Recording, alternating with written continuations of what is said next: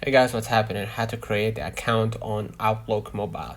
So first of all, go ahead and open up the Outlook app by Microsoft. And what you're gonna do, you're gonna log in or add account. I'm gonna create a new account.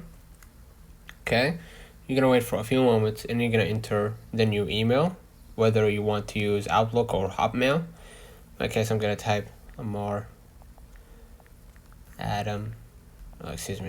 Adam at outlook.com. Okay, so I'm gonna add a unique one and then create password.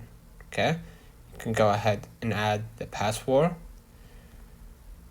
and then hit next.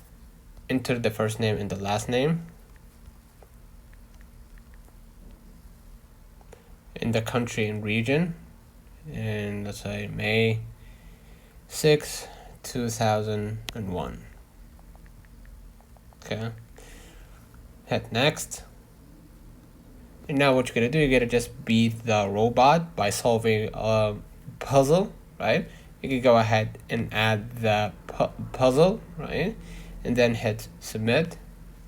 Now you gotta just confirm that you are a human being, right? And then just now you created your own Microsoft account. So that's another comment if this video helped you. Do not forget to like and subscribe. Thank you. Catch you the next time.